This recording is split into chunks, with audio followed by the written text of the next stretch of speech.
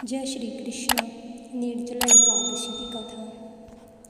एक बार भीमसेन व्यास जी से कहने लगे कि हे पितामह, भ्राता युधिष्ठिर, माता कुंती, द्रौपदी, अर्जुन, नकुल और सहदेव आदि सब एकादशी का व्रत करने को कहते हैं, परंतु महाराज मैं उनसे कहता हूँ कि भाई मैं भगवान की शक्ति पूजा आदि तो कर सकता हूँ, दान भी दे सकता हूँ, परंतु भोजन के बिना नहीं रह सकता। इस पर व्यास जी कहने लगे, हे भीमसेन, यदि तुम नरक को बुरा और स्वर्ग को अच्छा समझते हो तो प्रति मास की 2 एकादशियों को अन्न मत खाया करो। भीम कहने लगे कि हे पितामह, मैं पहले ही कह चुका हूँ कि मैं भूख सहन नहीं कर सकता। यदि वर्ष भर में कोई एक ही व्रत हो तो मैं रख सकता हूँ, क्योंकि मेरे पेट में व्रत नाम वाली अग्नि है, सो मैं भोजन किए बिना नहीं रह सकता। भोजन करने से वह शांत रहती है, इसलिए पूरा उपवास तो क्या, एक समय बिना भोजन के रहना मेरे लिए कठिन होता है।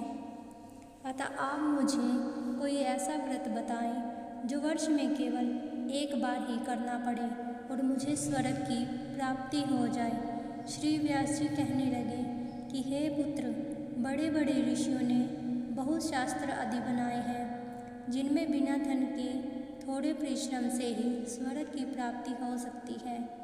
इसी प्रकार शास्त्रों में दोनों पक्षों की एकादशी का व्रत मुक्ति के लिए रखा जाता है। व्यास जी के वचन सुनकर भीमसेन नरक में जाने के नाम से भयभीत हो गए और कांपकर कहने लगे कि अब क्या करूं? मास में 2 व्रत तो मैं कर नहीं सकता, हाँ वर्ष में एक व्रत करने का प्रयत्न अवश्य कर सकता हूँ। अतः वर्ष में एक दिन व्रत करने से यदि मेरी मुक्ति हो जाए तो ऐसा कोई व्रत बताइए।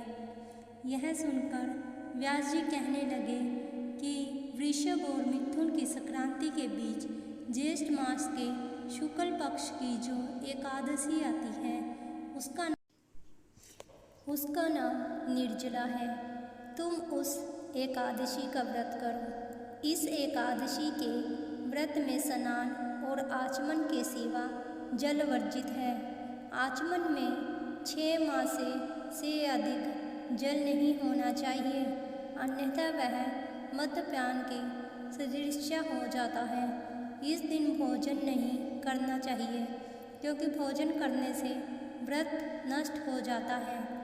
यदि एकादशी को सूर्योदय से लेकर द्वादशी के सूर्योदय तक जल ग्रहण ना करें तो उसे सारी एकादशियों के व्रत का फल प्राप्त होता है। द्वादशी को सूर्योदय से पहले उठकर स्नान आदि करके ब्राह्मणों को दान आदि देना चाहिए। इसके पश्चात भूखे और सत्पात्र ब्राह्मण को भोजन कराकर फिर आप भोजन कर लेना चाहिए। इसका फल पूरे 1 वर्ष की संपूर्ण एकादशियों के बराबर होता है। व्यास जी कहने लगे कि हे भीमसेन, यह मुझको स्वयं भगवान ने बताया है। इस एकादशी का पुण्य समस्त तीर्थों और दानों से अधिक है।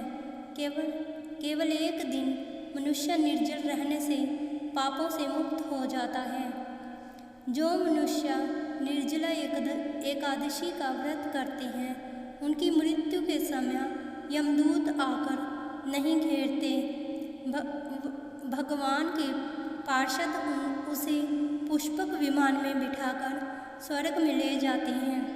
अतः संसार में सबसे श्रेष्ठ निर्जला एकादशी का व्रत है, इसलिए प्रयत्न के साथ इस व्रत को करना चाहिए। उस दिन ओम नमो भगवते वासुदेवाय मंत्र का उच्चारण करना चाहिए और गौ दान करनी चाहिए। इस प्रकार व्यास जी की आज्ञानुसार भीमसेन ने इस व्रत को किया। इसलिए इस एकादशी को भीमसेन या पांडव एकादशी भी कहते हैं। निर्जला व्रत करने से पूर्व भगवान से प्रार्थना करें कि हे भगवान, आज मैं निर्जला व्रत करता हूँ, दूसरे दिन भोजन करूँगा। मैं इस व्रत को श्रद्धापूर्वक करूँगा, अतः आपकी कृपा से मेरे सब पाप नष्ट हो जाएं। इस दिन जल से भरा हुआ एक घड़ा वस्त्र से ढककर स्वर्ण सहित दान करना चाहिए।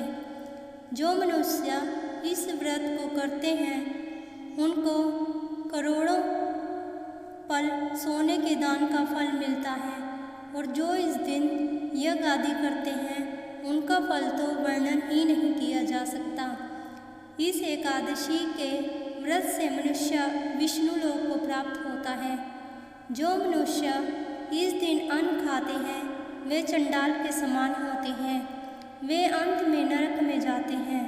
जिसने निर्जला एकादशी का व्रत किया है वह चाहे ब्रह्मा, हत्यारा हो, मद्यपान करता हो, चोरी की हो या गुरु के साथ द्वेष किया हो, मगर इस व्रत के प्रभाव से स्वर्ग को प्राप्त होता है।